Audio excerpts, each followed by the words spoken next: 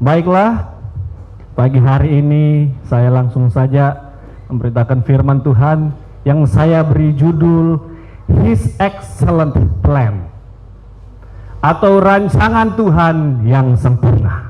Boleh katakan amin? Boleh katakan amin? Baiklah, langsung saja di dalam Ayub 42 ayat yang kedua berkata demikian. Aku tahu bahwa engkau sanggup melakukan segala sesuatu dan tidak ada rencanamu yang gagal. Amin. Saudara, ini kasih oleh Tuhan, sebelum kita masuk ke dalam firman Tuhan, kita tahu bersama siapa Ayub ini. 90% dari jemaat Tuhan, jemaat Siloam, tahu cerita tentang Ayub. Di dalam Ayub pasal 2 dikatakan dia adalah orang yang saleh. Dia adalah orang yang dekat dengan Tuhan. Tetapi Tuhan mengizinkan dia untuk ke dalam pencobaan, untuk dalam banyak kesusahan, untuk dalam banyak masalah hidup. Ini juga sama seperti kita, jemaat Tuhan yang setia kepada Tuhan.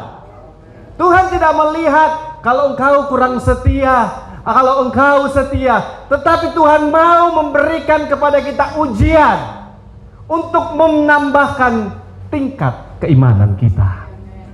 Makanya Ayub katakan di sini, aku tahu bahwa engkau sanggup melakukan segala sesuatu. Artinya tidak ada sesuatu yang Tuhan tidak sanggup buat. Mulai dari memberkati engkau dan menguji engkau, semuanya bisa Tuhan buat. Tanya dalam dirimu hari-hari ini, bagaimana keadaanmu hari-hari ini? Ketika engkau waktu masih jauh dari Tuhan, dan ketika engkau dekat dengan Tuhan, sering berdoa, sering pergi beribadah, sering melakukan pergi ke perkumpulan persekutuan, tetapi persoalan tetap ada dalam kehidupan kita, benar? Cuman bedanya ketika kita tidak dekat dengan Tuhan dan kita dekat dengan Tuhan adalah cara menyelesaikan masalah tersebut. Ketika kita dekat dengan Tuhan, memang banyak datang masalah, tetapi Tuhan membantu kita. Dengar baik-baik, Tuhan membantu kita untuk menyelesaikan masalah itu. Bukan Tuhan yang menyelesaikan masalahmu. Engkau yang menyelesaikan masalahmu dengan bantuan Tuhan. Ini yang selalu Tuhan perbuat dalam kehidupan kita. Jadi jangan ketika kita dalam masalah, kita minta tolong sama Tuhan. 1-2 minggu Tuhan belum jawab dan kita bilang, Tuhan, kenapa engkau tidak mau menolong saya? Padahal ketika kita berdoa kepada Tuhan untuk minta Tuhan selesaikan masalahku, Tuhan beri kita hikmat, Tuhan beri kita kekuatan untuk kita menyelesaikan masalah tersebut. Tetapi kebanyakan dari kita hanya menunggu langsung Tuhan yang selesaikan. Tuhan yang turun datang untuk menyelesaikan masalah kita. Sedangkan Tuhan sudah kasih kekuatan kepada kita semua untuk menyelesaikan masalah kita sendiri dengan bantuan Tuhan. Ini beda ya saudara, dikasih oleh Tuhan. Ini bedanya.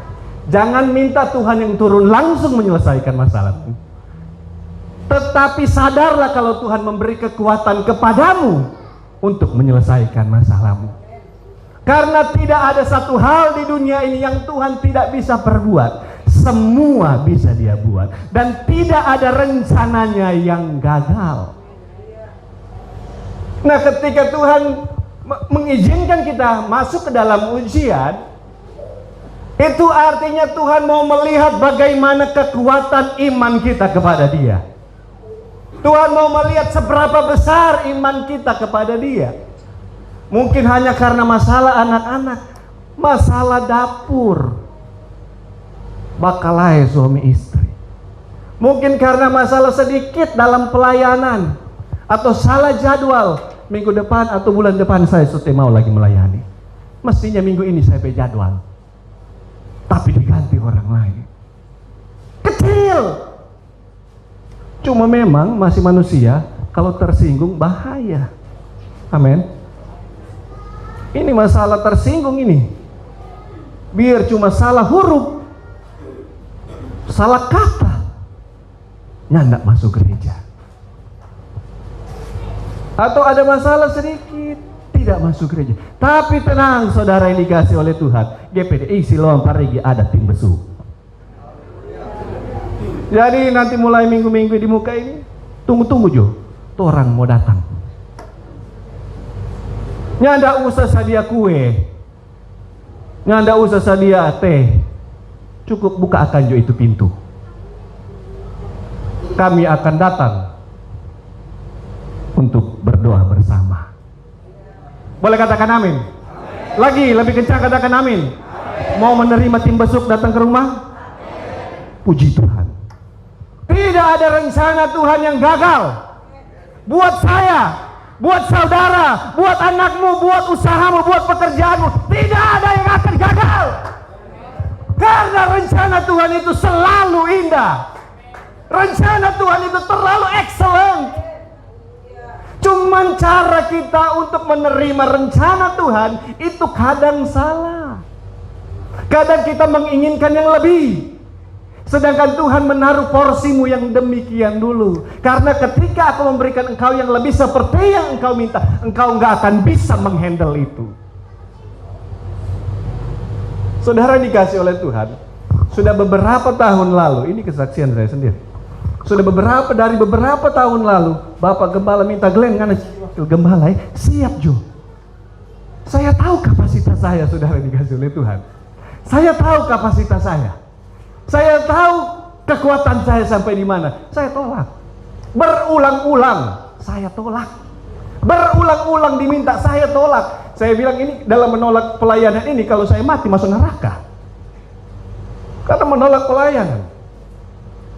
Sampai pada akhirnya 25 Desember 2021 dipanggil dari mimbar, dibilang dari mimbar, umumkan dari mimbar. Saya tidak menolak. Saya tidak lagi menolak. Karena saya tahu sudah sampai mana kekuatan saya. Karena saya tahu sudah sampai mana kapasitas saya. Kalau 5 tahun lalu saya terima, mungkin banyak jemaat yang marah sama saya. Mungkin banyak jemaat yang marah sama saya. Karena saya menerima jabatan itu, saya menerima pelayanan itu, tapi saya tidak melakukan pekerjaan dari jabatan saya itu. Tapi sekarang saya mulai belajar melakukan hal itu. Saya mulai belajar menerima itu. Karena saya tahu kapasitas saya sudah bisa untuk bergaul bersama. Saya sudah bisa untuk belajar bersama. Saya sudah bisa untuk bekerja sama. Nah ini juga yang Tuhan mau dalam kehidupan kita. Ketika kita meminta sesuatu kepada Tuhan yang melebihi dari kapasitas kita, maka Tuhan belum akan memberi itu. Tuhan menahan dan memberi engkau porsi yang kecil. Karena dikatakan dalam Alkitab, bertanggung jawab dulu dalam hal kecil, maka akan dipercayakan perkara yang besar. Jadi sebagai jemaat Tuhan, mari hargai dan terima setiap pemberian Tuhan dalam kehidupan kita. Entah itu dalam usahamu, pekerjaanmu, pelayananmu, terima dan lakukan itu. Maka rencana Tuhan yang indah akan terjadi bagi kehidupan saya dan saudara. Kasih tepuk tangan yang mulia bagi Tuhan Yesus. Nah saya suka ini yang di dalam bahasa Inggrisnya dikatakan begini. I know that you can do everything and that your plans are unstoppable. Rencana Tuhan itu unstoppable. Rencana Tuhan itu tidak terhentikan. Ketika Tuhan sudah merencanakan sesuatu yang indah dalam kehidupan kita, dalam kehidupan keluarga kita, rumah tangga kita, maka itu unstoppable. Tidak ada satupun yang dapat menghentikannya. Ketika Tuhan mau memberkati kita, tidak ada yang dapat menahannya. Ketika Tuhan mau memulihkan kita, tidak ada yang dapat menahannya. Karena rencana Tuhan itu tidak dapat dihentikan. Rancangan Tuhan tidak dapat dihentikan bagi saya dan saudara. Karena rencana Tuhan itu selalu indah dan indah pada waktunya Tuhan. Di dalam Amsal 19 ayatnya yang ke-21, banyaklah rancangan di hati manusia, tetapi keputusan Tuhanlah yang terlaksana. Nah ini yang saya katakan tadi, ketika kita minta hal yang besar kepada Tuhan, kita minta ini kepada Tuhan yang melebihi kapasitas kita, Tuhan tahu engkau nggak akan bisa menghandle hal ini. Engkau nggak akan bisa menggenggam apa yang akan saya beri yang kau minta ini. Lebih baik saya kasih yang lebih kecil supaya engkau kerjakan. Karena dikatakan seperti ini, banyaklah rancangan di hati manusia, tetapi keputusan Tuhanlah yang terlaksana. Dari ayat ini juga bisa kita mengerti bahwa setiap rancangan itu datangnya dari hati. Setiap rancangan itu datangnya dari hati dan akan berbuah di pikiran dan akan terjadi dalam tindakan. Jangan suruh ulang, saya suruh lupa. Itu hikmat yang Tuhan baru kasih tadi. Rancangan itu di dalam hati dan akan diolah dari pikiran dan akan terjadi dalam tindakan. Nah, kalau engkau mau setiap rancanganmu itu diberkati oleh Tuhan, diizinkan oleh Tuhan, engkau tahu Tuhan itu tinggal di dalam hati. Jadi yang pertama yang engkau harus bereskan dan bersihkan adalah hatimu. Bereskan itu di hadapan Tuhan, bereskan itu dengan Tuhan, bersihkan itu bersama dengan Tuhan. Ketika hatimu bersih, rumahmu bersih, maka Tuhan akan duduk diam di dalam hatimu. Bahkan mungkin bisa kita kiaskan Tuhan tidur di dalam hatimu karena sudah terlalu nyaman dan bersih. Bukan tertidur, tapi tidur-tiduran karena terlalu nyaman. Hati adalah sumber segalanya. Setiap rancangan munculnya dari hati. Rancangan apapun itu, tetapi sebagai jemaat Tuhan saya mau katakan, mari rancangkanlah rancangan damai sejahtera. Rancangkanlah rancangan sukacita. Kenapa? Agar supaya itu bukan hanya membuat sukacita orang lain, tetapi akan membawa damai dan sukacita bagi rumah kita sendiri. Rancangkanlah sesuatu yang indah, tetapi ingat, Tuhanlah, rancangan Tuhanlah yang terlaksana. Rancangan Tuhanlah yang terlaksana. Saudara yang dikasihi oleh Tuhan, saya dan istri dan juga Gabriel berencana, kami merancang liburan ke Bali besok. Jadi ini kita sekalian minta izin. Besok kami akan ke Bali karena setelah pandemi kami belum pernah pergi liburan bersama, dan besok kami akan pergi sebentar habis ibadah. Saya langsung ke Palu dan terbang ke Makassar. Besok dari Makassar akan sama-sama Sil dan juga Gabriel ke Bali. Nah, kami merancangkan untuk berlibur. Kami merancangkan hal yang membuat rumah tangga kami fresh lagi, pikiran kami fresh lagi, tapi tetap semua Tuhan yang menentukan. Biar so beli tiket, biar so sewa mobil, tapi kalau rancangan Tuhan berkata lain, tapi dalam nama Yesus jangan. Nah, ini juga yang harus kita lakukan jemaat Tuhan. Ketika kita merancangkan sesuatu, memang keputusan Tuhanlah yang akan terjadi, tapi kita bisa meminta kepada Tuhan. Tuhan, bolehkah? Kita bisa tawar-menawar kepada Tuhan. Tuhan, bolehkah ini, bolehkah itu? Tetapi apabila Tuhan sudah memutuskan ini yang terjadi, maka kita harus menerima itu. Boleh katakan amin? Lagi katakan amin? Nah, ayat yang terakhir, Amsal 14 ayat yang ke-12. Ada jalan yang disangka orang lurus, tetapi ujungnya menuju maut. Ada jalan yang dirancangkan orang, dia pikir itu lurus, dia pikir itu mulus, ternyata berujung maut. Saudara yang dikasihi oleh Tuhan, tercatat lebih banyak terjadi kecelakaan di jalan tol daripada di lorong-lorong, daripada di jalan-jalan kecil. Tercatat banyak kematian di jalan tol, banyak kecelakaan di jalan tol. Itu jalan yang lebar, jalan yang luas, bisa sampai 3 mobil, ada 3 lajur atau 4 lajur, dan bisa mobil berjejer sampai 6 atau 7. Nah, ketika kita melihat dengan pandangan kita, jalan di depan kita itu besar, mulus, jadi bisa melaju dengan cepat. Tetapi ketika kita melaju, di situ ada banyak bahaya-bahaya yang mengintari kita. Ketika kita injakan kaki di 100 km per jam, 120 km per jam. Saya tahu di sini banyak bapak-bapak yang laju sekali kalau bawa mobil. 120, oh kita masih bisa. masih bisa. Naik ke 130, batu saja yang begini, apabila kena bantah guling-guling itu oto. Apalagi kalau mobil-mobil kecil, di bawah angin itu mobil. Nah sekarang lagi kita lihat berita di mana-mana, biar lagi Pajero, Fortuner, banyak yang tabalik karena aquaplaning. Kelihatan jalan lurus, mulus, tapi ada genangan air sedikit saja. Coba injak itu, tabalik-balik itu. Jadi mau mobil besar, mobil bagus, mobil kecil, semua itu ada dalam rencana Tuhan. Setiap perjalanan kita itu semua ada dalam keputusannya Tuhan. Ketika kita merencanakan sesuatu, kita pikir itu baik, kita pikir itu gampang bisa kita lewati, tapi kalau Tuhan tutup, maka kita tidak bisa jalan.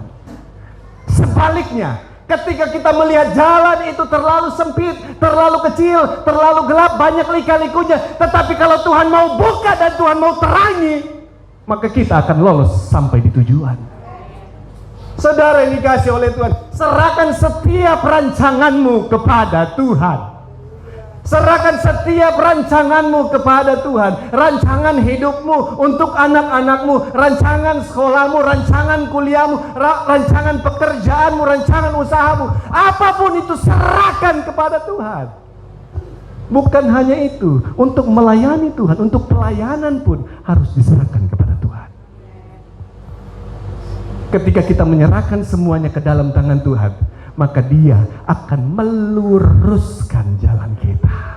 Boleh katakan amin? Boleh lagi katakan amin?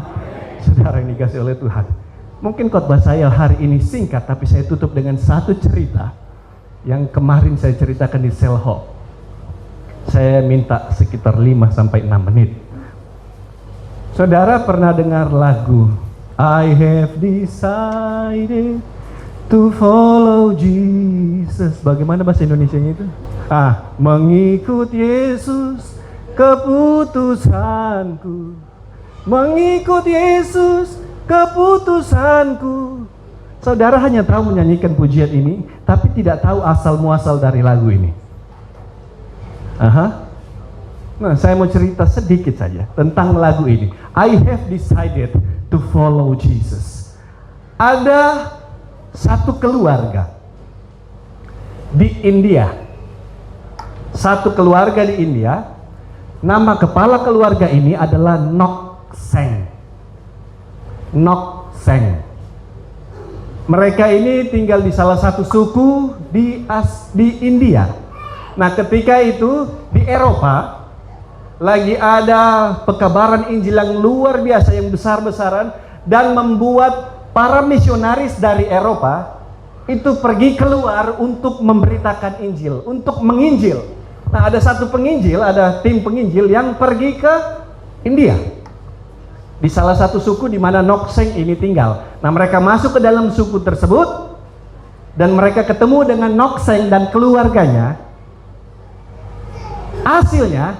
Alhasil, suku yang tidak pernah mengenal Tuhan, yang tidak pernah mendengar nama Yesus, nama Tuhan, akhirnya Nokseng dan keluarganya, Nokseng istrinya dan kedua anaknya dimenangkan, menerima Tuhan sebagai Tuhan dan Juru Selamat.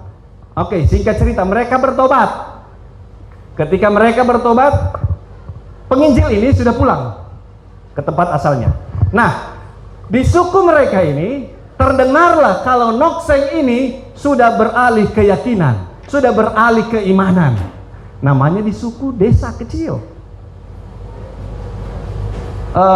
Tingkat-tingkat kebudayaan dan lain-lain sebagainya itu sangat besar. Nah, ketika didengar oleh kepala desa hal ini, Nokseng itu dipanggil. Nokseng dipanggil dan direncanakan untuk diadili dan dibunuh karena dia beralih keyakinan, beralih keimanan. Nah, ketika Nokseng dipanggil, Nokseng dan keluarga dipanggil di tengah-tengah desa, dia dikelilingi oleh seluruh warga desa tersebut. Dan mulailah kepala desa yang marah ini mengadili Nokseng dan keluarganya. Ini yang saya mau katakan, rancangan Tuhan itu selalu sempurna. Nah, ketika kalimat pertama, pertanyaan pertama ditanyakan kepada Nokseng, apakah engkau mau meninggalkan imanmu Apakah engkau mau meninggalkan imanmu? Nokseng jawab seperti ini, I have decided to follow Jesus, no turning back. Ditanya oleh kepala desa, kepala suku, apakah engkau mau meninggalkan keimananmu? I have decided to follow Jesus. I have decided to follow Jesus. No turning back, no turning back. Istrinya mati ditombak. Ketika dia mengungkapkan kalimat I have decided to follow Jesus, no turning back.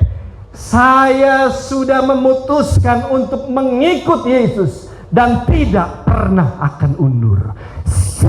Istrinya meninggal di sampingnya. Pertanyaan kedua dilontarkan oleh kepala desa. Apakah engkau mau meninggalkan imanmu? Kalau tidak, aku akan membunuh kedua anakmu. Ditanya, mau meninggalkan Tuhan atau tidak? Kalau tidak, aku akan membunuh kedua anakmu. Dijawab oleh Nokseng, though none go with me, I still will follow. Though none go with me, I still will follow.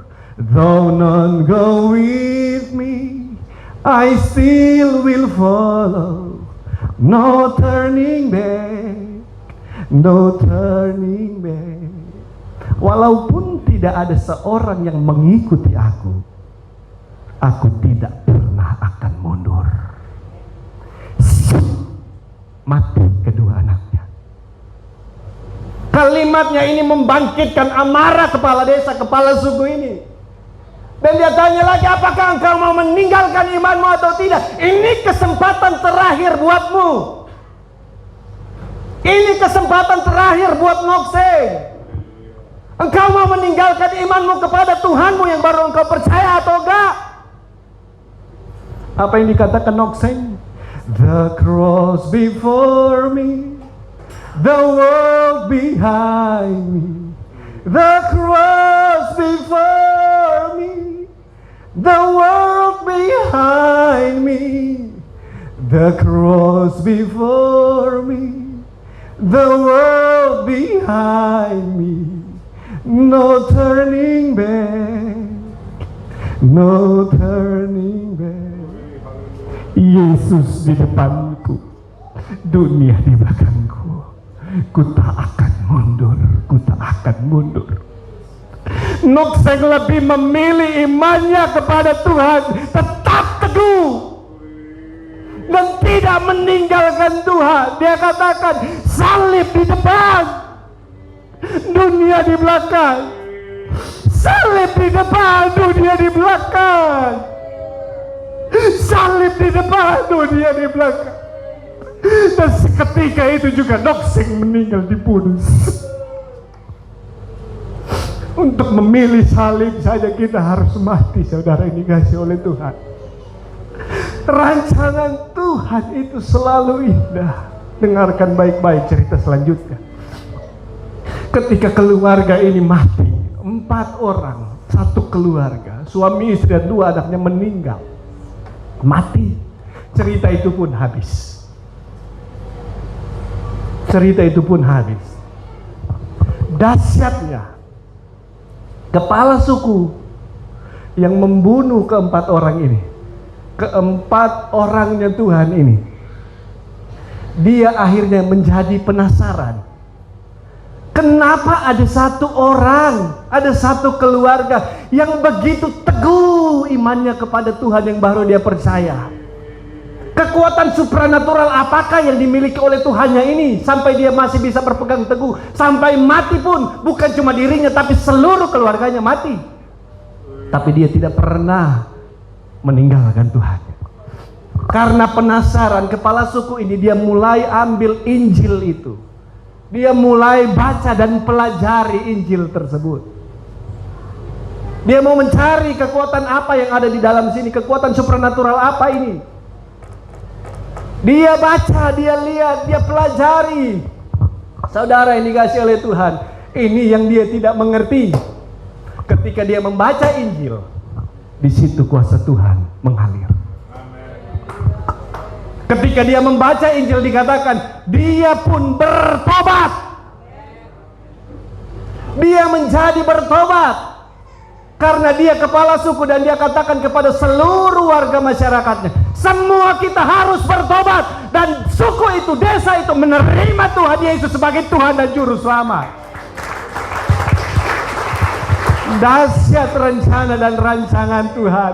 Memang mungkin kadang menyakitkan kita, mungkin membuat kita terpuruk, tapi kemuliaan Tuhan selalu nampak, saudara dikasih oleh Tuhan. Kematian satu keluarga Nokseng menumbuhkan banyak orang yang bertobat.